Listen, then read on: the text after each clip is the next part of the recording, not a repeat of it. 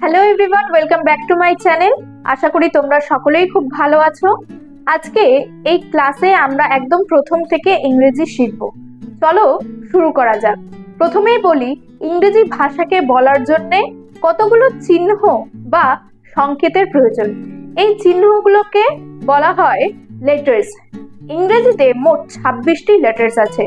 এদের সমষ্টিকে বলা হয় অ্যালফাবেটস।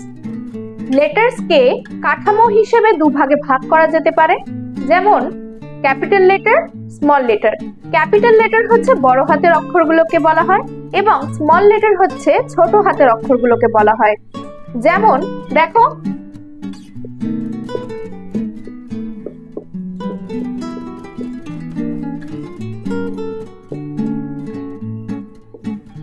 এই অক্ষরগুলোকে বলা হয়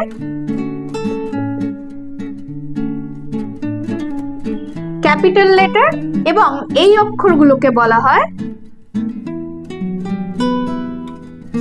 স্মল লেটার। অ্যালফাবেটকে 3 ভাগে ভাগ করা যেতে পারে। চলো দেখে নেওয়া যাক সেগুলো কি কি।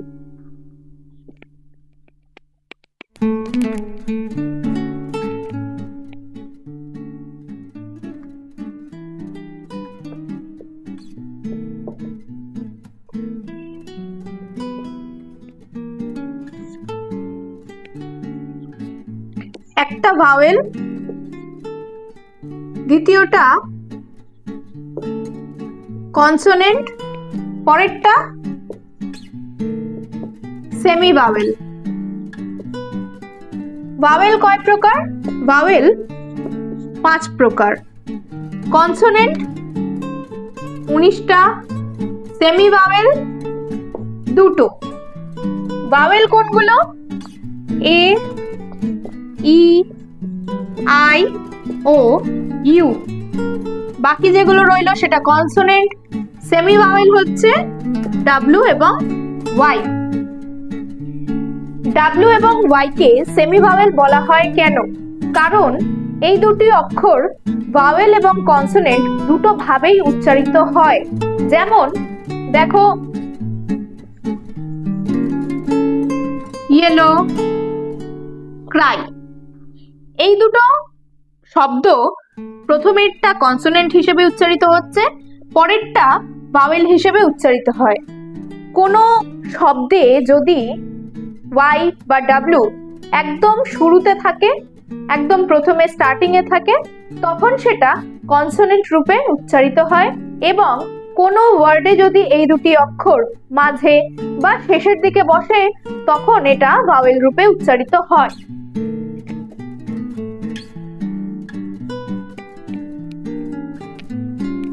এবারে আসি ওয়ার্ড। এতক্ষণ আমরা লেটার্স চিনলাম, লেটার্স কোনগুলোকে বলা হয়। এবারে আমরা আসি ওয়ার্ডসে। ওয়ার্ডস কাকে বলে? এক বা একাধিক লেটার একত্রিত হয়ে বা পাশাপাশি বসে অর্থ প্রকাশ করে, তখন ওয়ার্ড তৈরি হয়।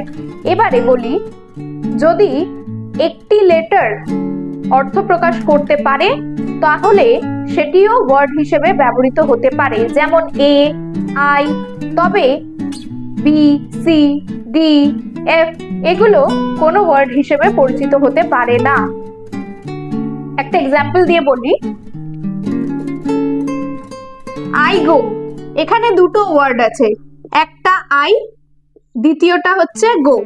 আইটা আমরা ওয়ার্ড হিসেবে ব্যবহার করতে পারি কারণ আই এর একটা নিজস্ব মানে রয়েছে। কিন্তু আমি বি, এফ, জি এগুলোকে ওয়ার্ড হিসেবে পরিচিত করতে পারি না কারণ এদের নিজস্ব কোনো মানে নেই। এবারে আসি সিলেবেলে। সিলেবেল কাকে বলে? সিলেবেল কয় প্রকার? সেগুলোকে কি কি বলে? চলো জেনে নেওয়া যাক। প্রথমেই বলি সিলেবেল কাকে বলে। একটা ওয়ার্ডের যতটুকু অংশ একবারে উচ্চারণ করা সম্ভব হয় সেইটুকুকে বলা হয় এক বা এক একটি সিলেবেল। সহজভাবে বলতে গেলে শব্দের উচ্চারণের সবচেয়ে ক্ষুদ্রতম অংশটিকেই একটি সিলেবেল হিসেবে গণ্য করা হয়। সিলেবেল 4 প্রকার। চলো দেখে নেওয়া যাক সেগুলো কি কি।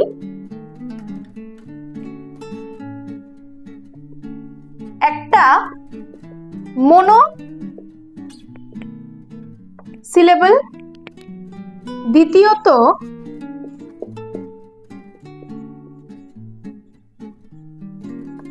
ডাই সিলেবল, তৃতীয়ত ট্রাই সিলেবল,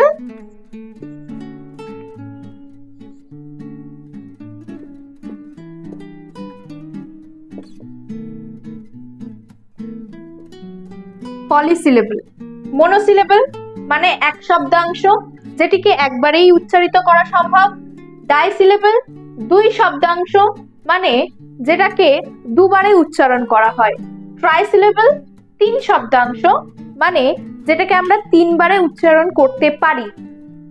পলিসিলেবল বহু শব্দাংশ, সেটাকে আমরা ভেঙে ভেঙে তিনের অধিক ভাবে আমরা উচ্চারণ করতে পারি। সবার প্রথম আসি মনোসিলেবল, যেমন পেন, ক্যাপ, বুক,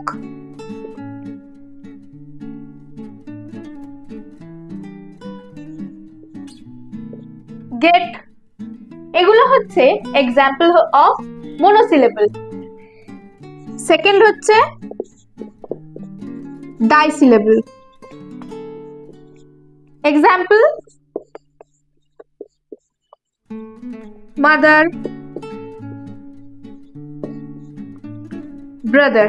দেখো মাদার বলতে গিয়ে আমরা দুবারে ভাঙছি, ব্রাদারেও সেম।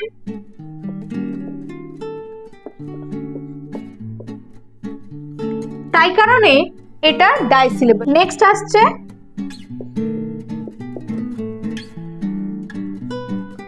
ট্রাইসিলেবল। এক্সাম্পল দেখো,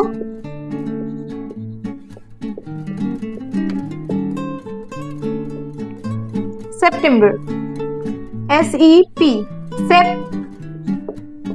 TEM, টেম, বার, সেপ্টেম্বর। নেক্সট এক্সাম্পল যদি দেখি, কোম্পানি, কোম্পানি, কোম্পানি। এটা হচ্ছে ট্রাইসিলেবল। দেখো আমরা তিনটে ভাগে উচ্চারণ করি, সেপ্টেম্বর, কোম্পানি।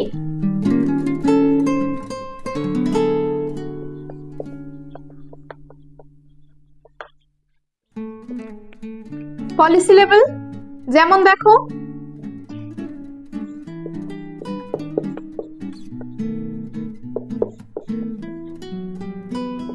ইউনিভার্সিটি, ইউ নি ভার সি টি। দেখো এটাকে আমরা অনেক ভাবে ভাগ করেছি। Next examination,